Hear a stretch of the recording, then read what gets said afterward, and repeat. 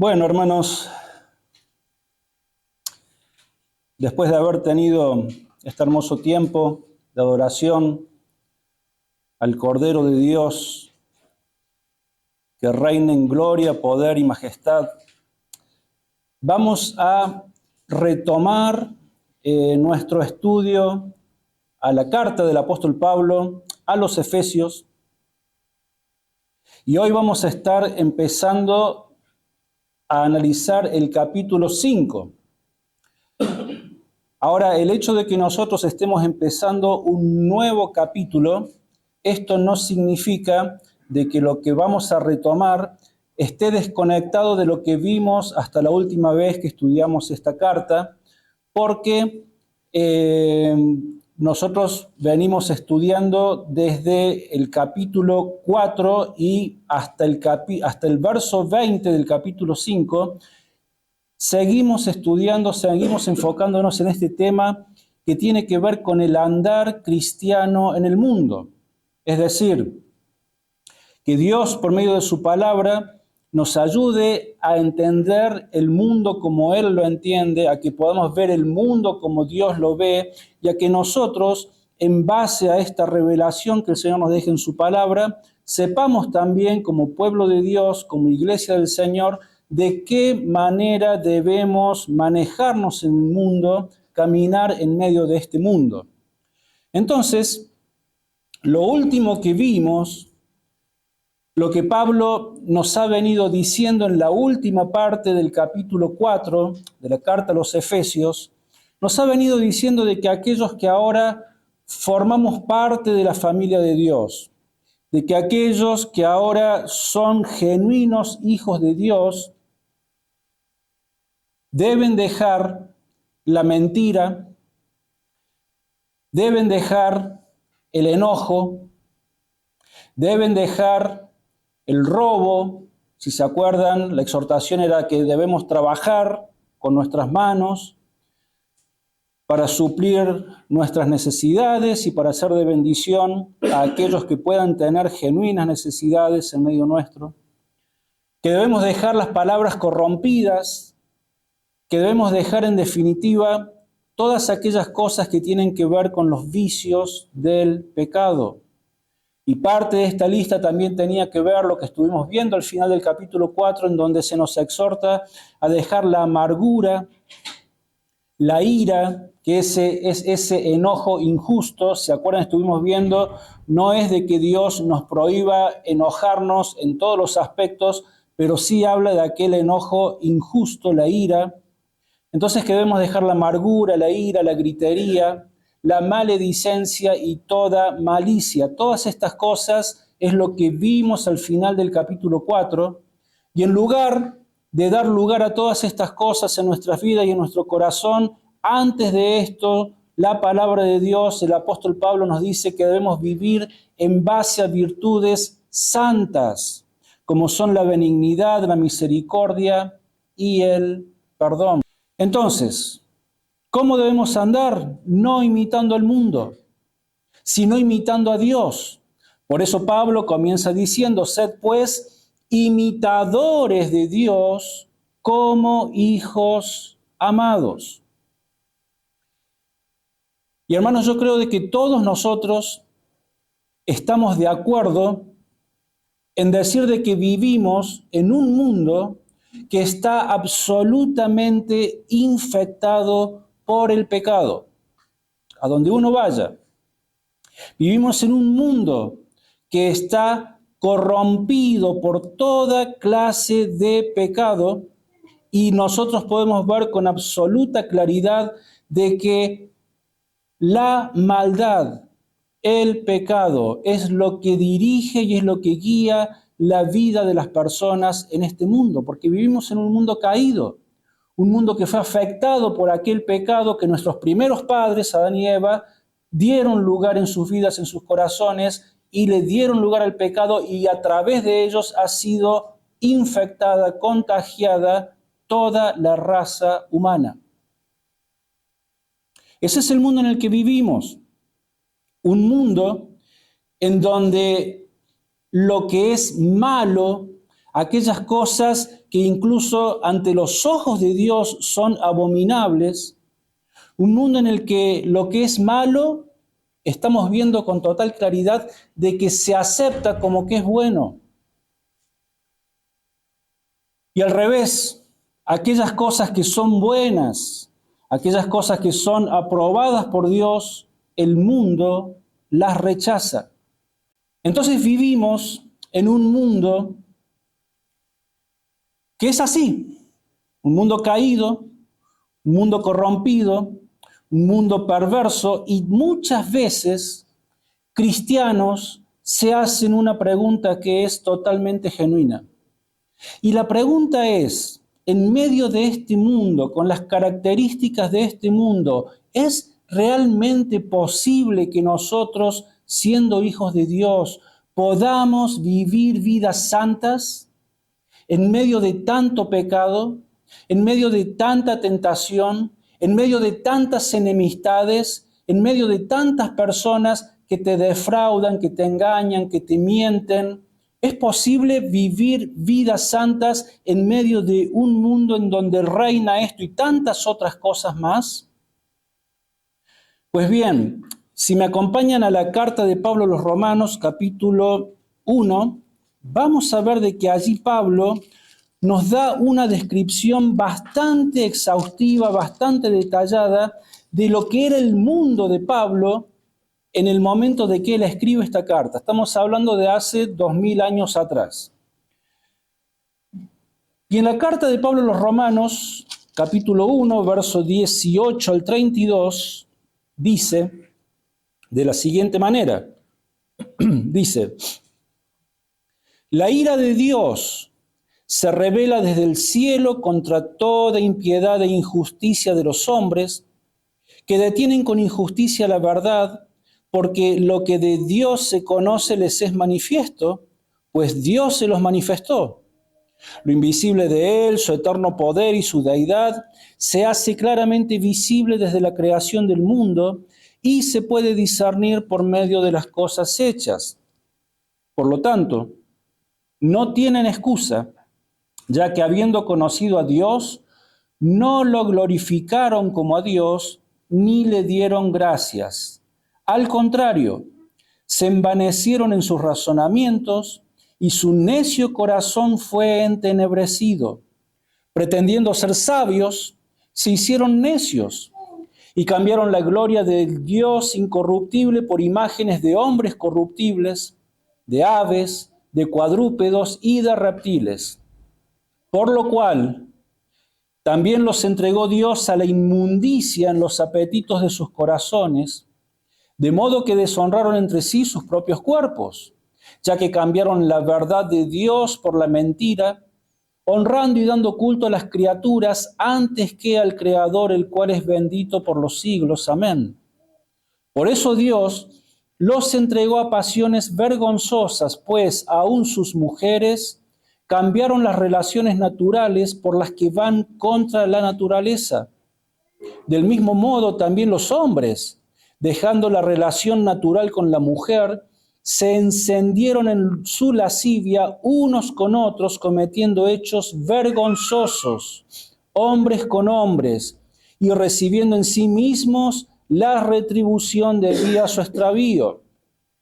Como ellos no quisieron tener en cuenta a Dios, Dios los entregó a una mente depravada para hacer cosas que no deben.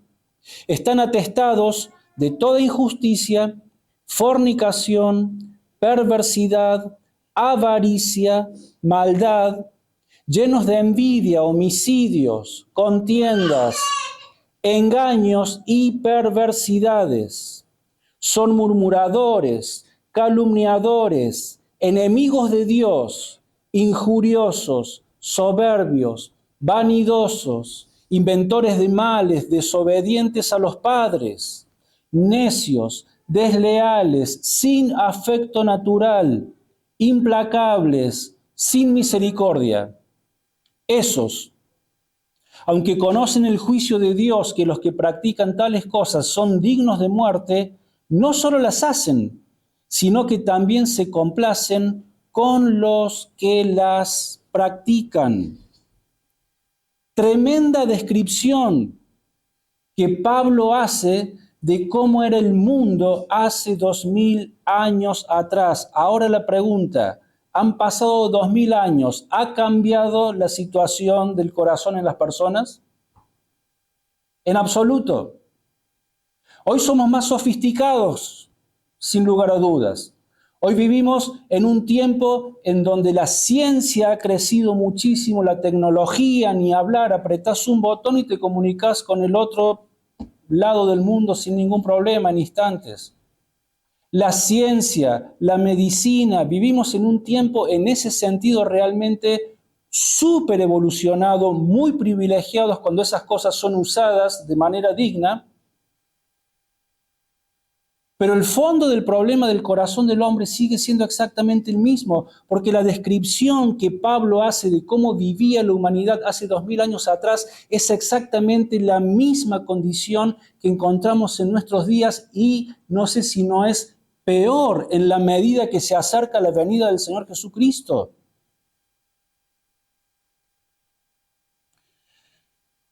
Entonces, no tengamos dudas de que los cristianos de aquel tiempo, los cristianos de hace 2000 años atrás, se harían también la misma pregunta. Pablo, ¿es posible de que nosotros podamos vivir vidas completamente santas en medio de este mundo que está tan lleno de pecado, de tentaciones, de enemistades y de todo lo demás? ¿Es posible? Y la respuesta que Dios le daba a los cristianos de aquel tiempo es exactamente la misma respuesta que hoy nos da a nosotros. Y la respuesta es un absoluto sí. Absolutamente sí, es posible vivir vidas santas en medio de un mundo caído. Esta es la razón por la que Pablo comienza escribiendo de esta forma este capítulo 5, que es lo que dice él. Sed, pues, imitadores de Dios como hijos amados. Recordemos lo que hemos dicho una y otra vez, Dios nunca nos va a pedir de que hagamos algo para lo cual Él antes no nos haya capacitado, no nos haya dado instrucciones. Entonces la respuesta es sí.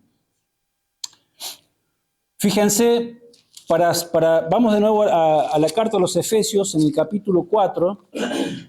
Vamos a hacer un breve repaso de otros versos que hemos visto en el estudio de esta carta. Y por ejemplo, ¿cómo empezaba el capítulo 4? Capítulo 4, verso 1. Pablo decía, yo pues preso en el Señor, os ruego que andéis como es digno de la vocación con que fuisteis llamados. ¿Se acuerdan que decíamos de que la vida cristiana no es una vida de pasividad, sino que es una vida de acción, de andar? Y en este caso dice de que debemos de andar como es digno de la vocación con que fuimos llamados. En otras palabras, es de que andemos de manera santa en este mundo. El verso 15 ahí del capítulo 4, Pablo nos decía también, sino que siguiendo la verdad en amor, crezcamos en todo, en aquel que es la cabeza, esto es Cristo. Es lo que está diciendo ahora al principio del capítulo 5, de que seamos imitadores de Dios, de que seamos imitadores de Cristo. ¿Cómo andaba Cristo? ¿Cómo pensaba Cristo? ¿Cómo hablaba Cristo? ¿Cómo tomaba decisiones Cristo? Crezcamos en amor en todo, en aquel que es la cabeza, esto es en Cristo. Versos 17 y 18 ahí del capítulo 4. Fíjense de que la exhortación se repite una y otra vez. Esto pues digo y requiero en el Señor, que ya no andéis como los otros gentiles que andan en la vanidad de su mente, teniendo el entendimiento entenebrecido, ajenos de la vida de Dios por la ignorancia que en ellos hay, por la dureza de su corazón. Versos 22 al 24. En cuanto a la pasada manera de vivir, despojaos del viejo hombre que está corrompido por los deseos engañosos, renovaos en el espíritu de vuestra mente y vestíos del nuevo hombre creado según Dios en la justicia y santidad de la verdad. ¿Se acuerda cuando analizábamos este pasaje? La imagen que Pablo está usando es como la de despojarnos de esa ropa sucia. ¿Se acuerdan que hablamos de que hemos tenido un día de trabajo muy intenso y llegamos a casa con la ropa sucia, rota, manchada, transpirada? Y la idea es despojarnos, sacarnos toda esa ropa sucia y vestirnos con ropa nueva y limpia. Es la figura que Pablo está usando para decirnos de que debemos andar en santidad, de que debemos despojarnos de aquellas cosas que no sirven. En el capítulo 5, ya vamos a ver más adelante, pero lo vamos a leer ahora, los versos 7 al 9, fíjense de que continúa la misma idea y dice, capítulo 5, versos 7 al 9, no seáis pues partícipes con ellos, porque en otro tiempo erais tinieblas, pero ahora sois luz en el Señor. Andad como hijos de luz, porque el fruto del Espíritu es en toda bondad, justicia y verdad. Fíjense allí mismo, capítulo 5, verso 11 al 12, dice, y no participéis en las obras infructuosas de las tinieblas, sino más bien reprendedlas, porque vergonzoso es aún hablar de lo que ellos hacen en secreto. Y finalmente el verso 15 dice, mirad pues con diligencia cómo andéis, no como necios, sino como sabios. Entonces, es posible tener vidas santas en medio de un mundo en el que transpira corrupción y pecaminosidad y perversión a donde uno vaya. La respuesta es sí, absolutamente sí. Vemos la exhortación que se repite una y otra y otra y otra vez. ¿Es posible? Sí. ¿Por qué es posible? Porque de esto se trata también la salvación que Dios nos ha dado, si hemos pasado por esa experiencia salvadora. Si hemos pasado por la experiencia de la salvación de Dios, esa salvación no solamente nos ha hecho libres de la condenación eterna, lo cual no es poca cosa, yo creo que es el gran todo, pero la salvación no solamente nos hace libres de la condenación eterna, sino que la salvación en Cristo también nos hace libres de seguir sirviendo al pecado en esta vida. Se rompen esas cadenas que nos tenían atados al pecado. ¿Se acuerdan cuando Pablo describe la condición de los efesios antes que conocieran a Cristo en el capítulo 2? Cuando Pablo le dice, no se olviden de que vosotros estabais muertos en vuestros delitos y pecados en los cuales anduvisteis en otro tiempo, siguiendo la voluntad de la carne, ¿se acuerdan? Y eran por naturaleza hijos de ira, lo mismo que los demás. Esa es la condición del mundo que no tiene a Cristo. Están muertos en sus delitos y pecados, son esclavos del sistema del pecado y de Satanás. Así lo describe la palabra de Dios. Pero una vez que venimos a Cristo, esas cadenas se rompen y podemos comenzar a vivir vidas de santidad. De santidad absoluta, no. Pero sí Dios comienza un proceso progresivo, santificador, de a poco en la vida de sus hijos y de sus hijas. Y esa es una de las tantas evidencias de que realmente somos del Señor, porque estamos experimentando la obra santificadora en nuestros corazones. Entonces, esto es obra del Espíritu Santo en aquellos que son genuinos hijos de Dios. Por eso es de que los cristianos se nos manda a imitar a Dios en todas las cosas. Pero Pablo va a hacer énfasis en un punto, en lo que resta de nuestro pasaje, y este punto es el amor de Dios. Es decir, se nos manda a ser imitadores de Dios, pero más que nada debemos ser imitadores de su amor, y esto también es posible. Romanos capítulo 5, verso 5, dice lo siguiente.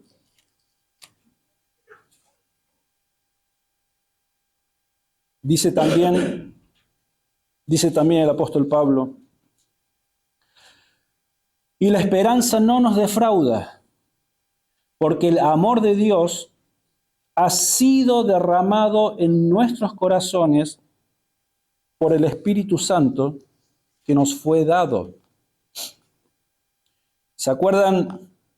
No lo vamos a buscar ahora, pero en Gálatas capítulo 5, verso 17 en adelante, comienza diciendo de que el fruto del Espíritu es y da varias características, pero el fruto del Espíritu es amor.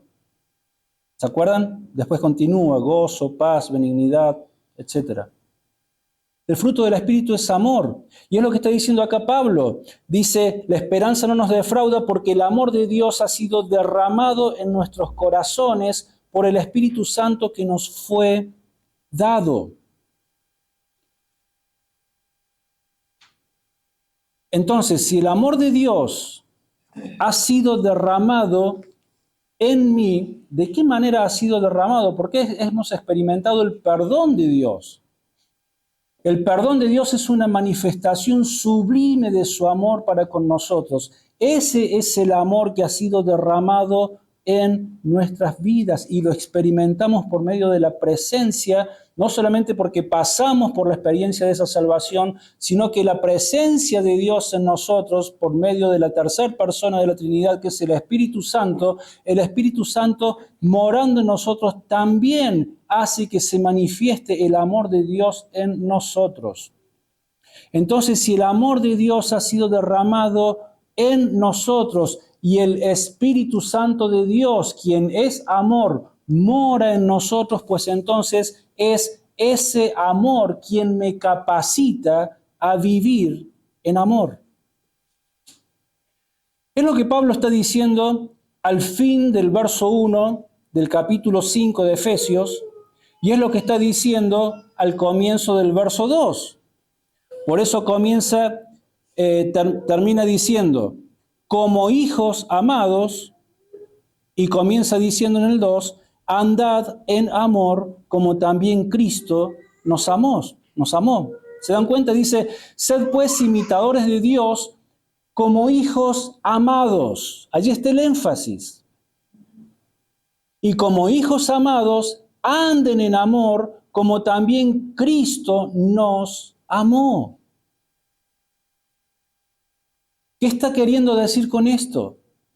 Está queriendo decir de que la vida cristiana es una vida que se caracteriza por el amor.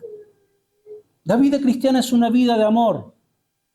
Y el amor genuino, el amor de Dios, el amor bíblico es un amor que nunca, jamás busca hacer daño al prójimo. El genuino amor jamás busca dañar a los demás, nunca busca hacer daño a las personas. Fíjense, 1 Corintios capítulo 13, primera carta de Pablo a los Corintios capítulo 13, verso 4 al 6.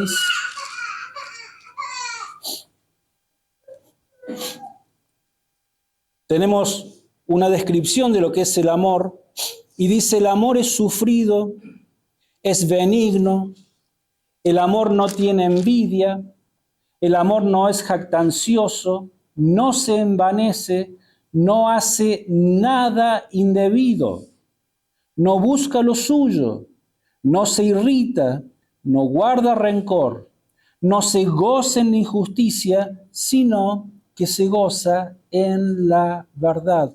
¿Se dan cuenta? El genuino amor, el verdadero amor, no hace nada indebido. El verdadero amor jamás va a buscar hacer daño a los demás. Y es que los hijos de Dios, en quienes mora entonces el Espíritu Santo de Dios, es este Espíritu Santo quien nos capacita, entonces, ¿para qué? Para dejar de andar en las tinieblas y para comenzar a vivir como hijos de luz. Es decir, no imitando al mundo, sino imitando a Dios. siendo imitadores de Dios. Vayan buscando Primera de Pedro, capítulo 1. ¿Por qué? Porque una persona que dice ser hijo de Dios, vos a muchas personas que te cruces en la calle, si le preguntás si son hijos de Dios, es muy posible que te digan que sí. Pero una persona que dice ser hijo de Dios y sin embargo es una persona que sigue viviendo del mismo modo que lo hace el mundo, por más de que esta persona diga que es un hijo de Dios o una hija de Dios, la verdad es de que no lo es. Y Pedro habla de esto en su primera epístola, capítulo 1, verso 14 al 16. Fíjense lo que dice Pedro, dice: como hijos obedientes, no os conforméis a los deseos que antes teníais estando en vuestra ignorancia, sino, así como aquel que os llamó es santo, sed también vosotros santos en toda vuestra manera de vivir, porque escrito está: sed santos, porque yo soy santo. ¿Se dan cuenta otra vez la palabra de Dios? En esta oportunidad, Pedro marca esa línea, esa diferencia que es tan clara y tan contundente.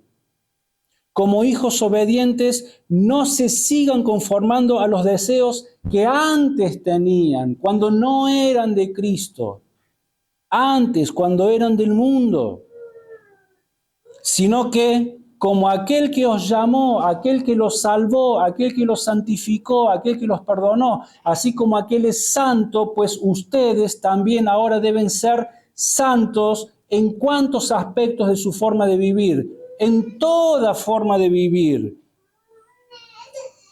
en toda vuestra manera de vivir, sin dejar nada afuera. Fíjense, allí un poquito más adelante, el apóstol Juan, en la primera carta que le escribe, primera de Juan, capítulo 3, verso 1 al 3, también habla de lo mismo. Entonces leemos primera de Juan, capítulo 3, verso 1 al 3, dice: mirad cuál amor nos ha dado el Padre para que seamos llamados hijos de Dios. Por esto el mundo no nos conoce, porque no lo conoció a Él. Amados, ahora somos hijos de Dios y aún no se ha manifestado lo que hemos de ser, pero sabemos que cuando Él se manifieste, seremos semejantes a Él, porque lo veremos tal como Él es. Y fíjense lo que dice el verso 3. Y todo aquel que tiene esta esperanza en Él, se purifica a sí mismo, así como Él es puro. ¿Qué significa esto? Está hablando de una vida de santificación. Aquellos que ahora son llamados, son conocidos como hijos de Dios, pues ahora están enfocados en que en un día, en algún día, nos vamos a encontrar con el Señor Jesús, aquel que es infinitamente santo, lo vamos a ver cara a cara.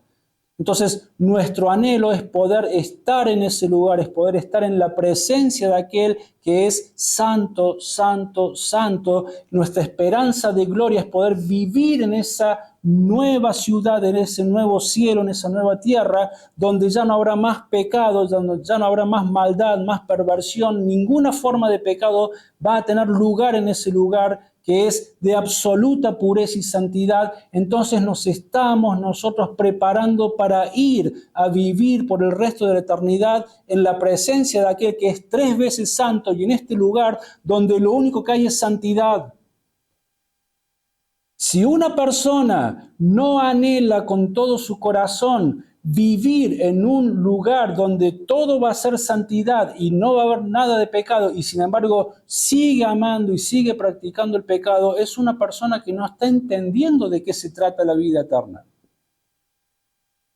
Por eso Pedro dice: sed santos como aquel que os llamó es santo, y sean santos en toda vuestra manera de vivir. ¿Saben qué?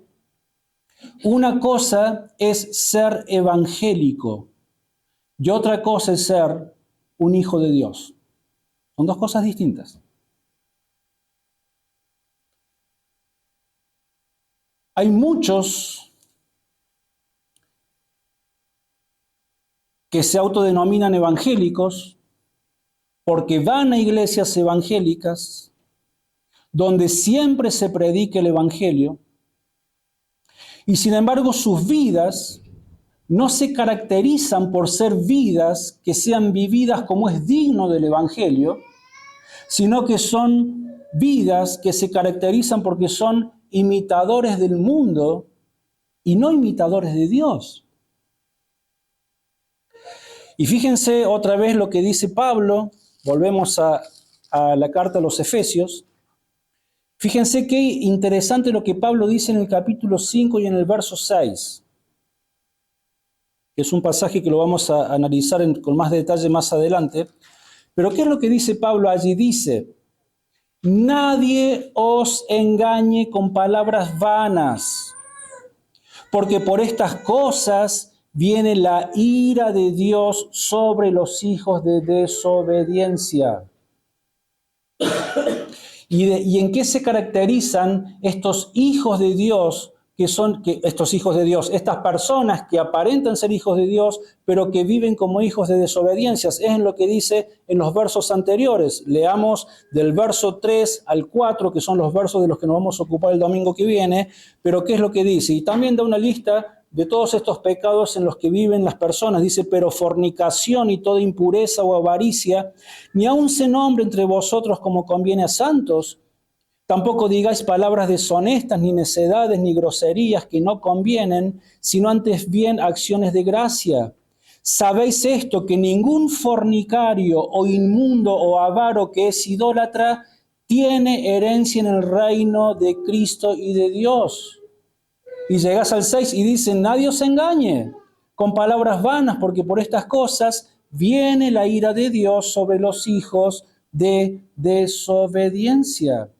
Entonces, una persona puede haber concurrido a la iglesia evangélica durante toda su vida, por 50 años. Por 50 años puede haber ido a la iglesia domingo tras domingo, tras domingo, tras domingo. Pero si el amor de Dios y el Espíritu Santo de Dios no es quien gobierna la vida y el corazón de esa persona, esta persona puede ser muy evangélica, pero no es un hijo de Dios. Y es una exhortación muy seria, porque todavía está bajo la ira de Dios. Entonces, la exhortación es, en este principio del capítulo 5, de que debemos vivir no imitando el mundo, sino a Dios. Es lo que vimos en el primer punto, y ahora entramos al segundo punto, y la exhortación sigue siendo de que debemos vivir no andando como el mundo, sino andando en amor. Por eso el verso 2 dice: y andad en amor, como también Cristo nos amó, y se entregó a sí mismo por nosotros, ofrenda y sacrificio a Dios en olor fragante. La evidencia más grande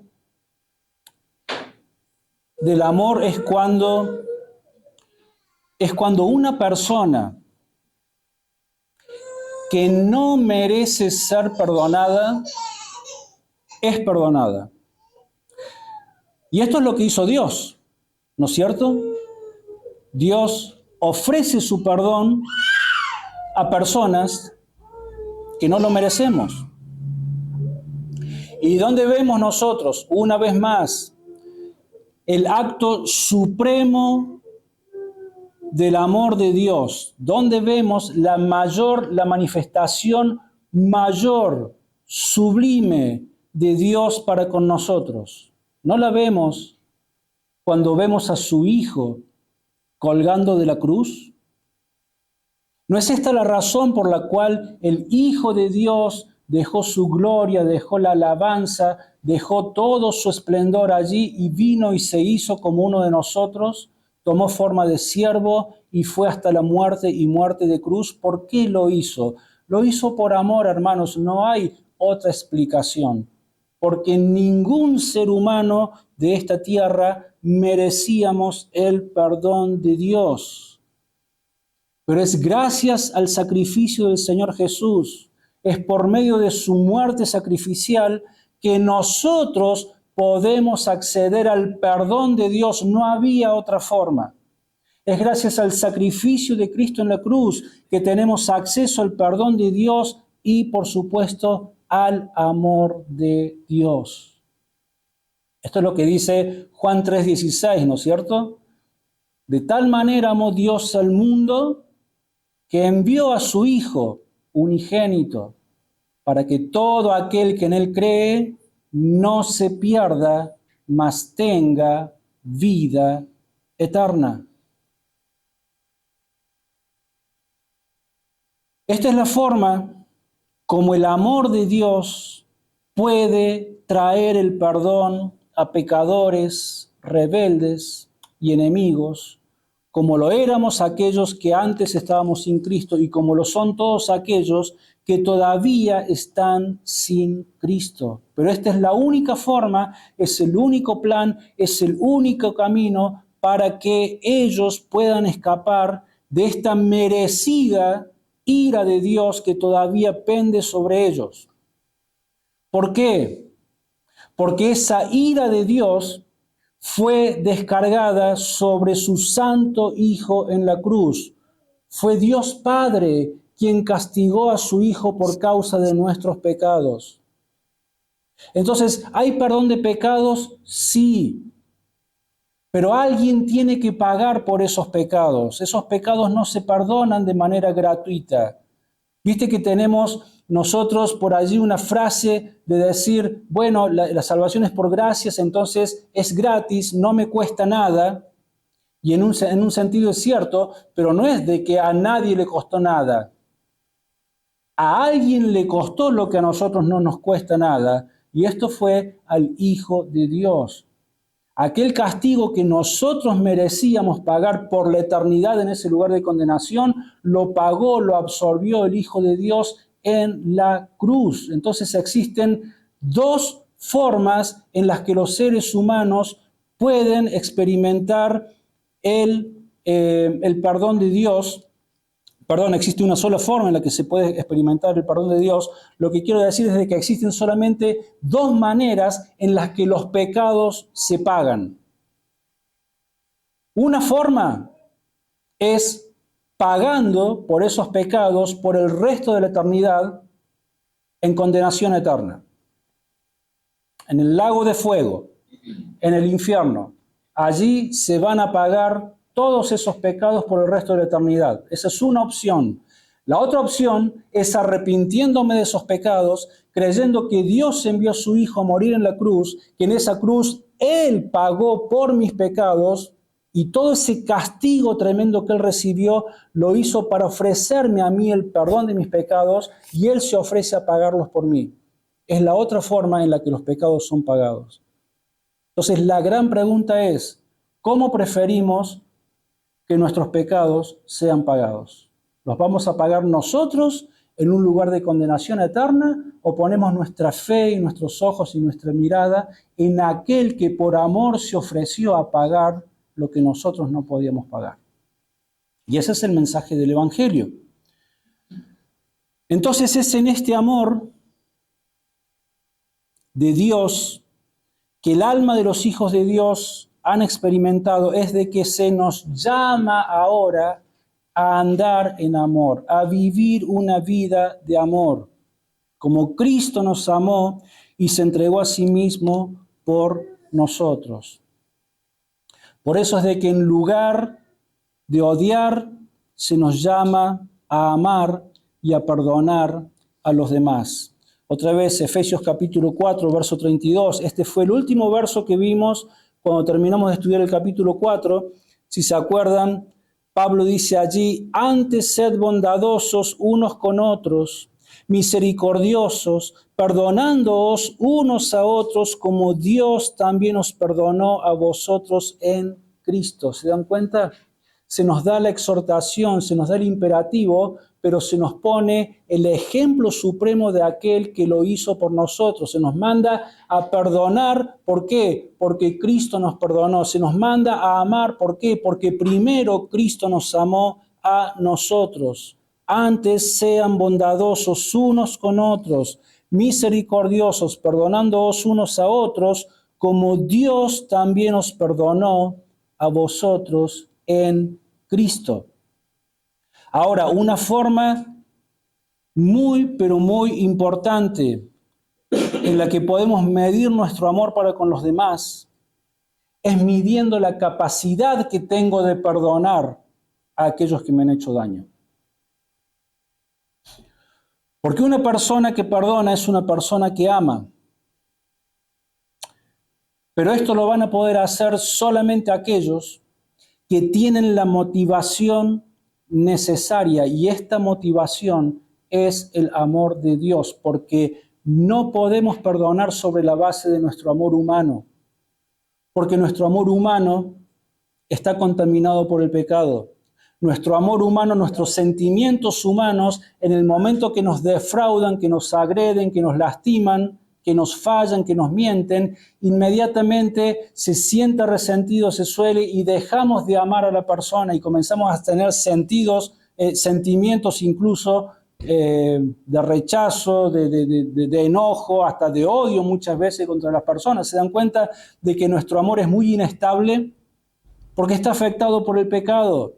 Es un amor egoísta, no es el amor de 1 Corintios capítulo 13, que no se irrita, que no busca lo suyo, que no se envanece, que no guarda rencor. ¿Cuál es el amor que está describiendo ahí Pablo? Está describiendo el amor de Dios, no el amor humano. Pero si el amor de Dios ha sido derramado en nosotros, pues entonces ahora estamos capacitados a dejar de lado nuestros sentimientos humanos y poder amar y poder perdonar a los demás sobre la base no de mis sentimientos y de mi amor, sino sobre la base del amor de Cristo que ha sido derramado sobre mi vida, mi alma y mi corazón. Por eso es que es posible perdonar, es posible amar y es posible vivir vidas santas. Todo esto es gracias a esa cruz, hermanos. ¿Se dan cuenta de que el amor de Dios, la gracia de Dios ha sido derramada en nosotros, pero todo pasa por la cruz? Todo pasa por la cruz de Cristo, por lo que el Hijo de Dios hecho hombre hizo por nosotros. Eso es lo que nos capacita a vivir siendo imitadores de Dios y no del mundo. No importa lo que la otra persona nos haya hecho, sobre todo si estamos hablando de otro creyente. No importa lo que el otro creyente nos haya hecho, porque tenemos que pensar de que si quien me ofendió incluso es un hermano en la fe, pues el pecado que ese hermano está cometiendo contra mí es un pecado que también fue pagado en la cruz. ¿Habían pensado en eso? Obviamente de que no estamos diciendo de que no debe haber restauración, de que no debe haber pedido de perdón. Esos son otros ingredientes, cosas que si hay una diferencia entre hermanos, bueno, se debe solucionar. Pero entendamos de que el pecado que ese hermano, esa hermana cometió contra mí es un pecado que fue pagado en la cruz. Entonces, si yo, siendo cristiano, dejo crecer en mi corazón sentimientos de rencor y hasta de venganza contra otros cristianos,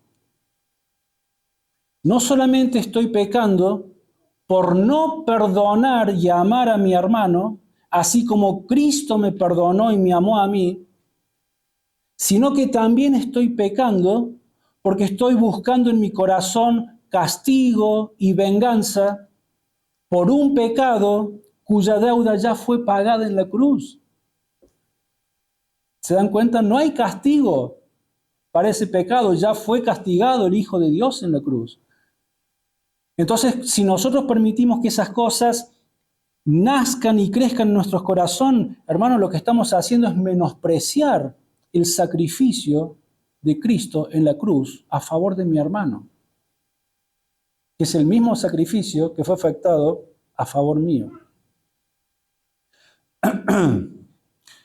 Vamos a ir terminando. Vamos a leer 1 de Juan capítulo 2.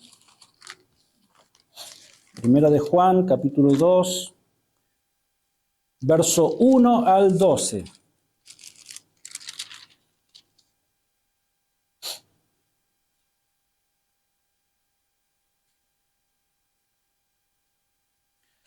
Y dice así, dice, hijitos míos, estas cosas os escribo para que no pequéis, pero si alguno ha pecado, abogado tenemos para con el Padre, a Jesucristo el justo. Él es la propiciación por nuestros pecados, y no solamente por los nuestros, sino también por los de todo el mundo. En esto sabemos que nosotros lo conocemos, si guardamos sus mandamientos. El que dice, yo lo conozco, pero no guarda sus mandamientos, el tal es mentiroso, y la verdad no está en él. Pero el que guarda su palabra, en ese verdaderamente el amor de Dios se ha perfeccionado. Por esto sabemos que estamos en él. El que dice que permanece en él debe andar como él anduvo. Hermanos, no os escribo un mandamiento nuevo, sino el mandamiento antiguo que habéis tenido desde el principio. Este mandamiento antiguo es la palabra que habéis oído desde el principio. Y sin embargo os escribo un mandamiento nuevo, que es verdadero en él y en vosotros, porque las tinieblas van pasando y la luz verdadera ya alumbra. El que dice que está en la luz y odia a su hermano, está todavía en tinieblas. El que ama a su hermano permanece en la luz y en él no hay tropiezo. Pero el que odia a su hermano está en tinieblas y anda en tinieblas y no sabe a dónde va porque las tinieblas le han cegado los ojos. Os escribo a vosotros, hijitos, porque vuestros pecados os han sido perdonados por su nombre. Lo que dice Juan no es lo mismo que dice Pablo cuando nos está exhortando aquí en la carta a los Efesios a dejar de andar en tinieblas para vivir como hijos de luz. Es la forma en la que Pablo comienza escribiendo el capítulo 5, verso 1 al 2. Que dice, sed pues imitadores de Dios como hijos amados y andad en amor como también Cristo nos amó y se entregó a sí mismo por nosotros, ofrenda y sacrificio a Dios en olor fragante. Vamos a nuestro Dios en oración. Señor, una vez más,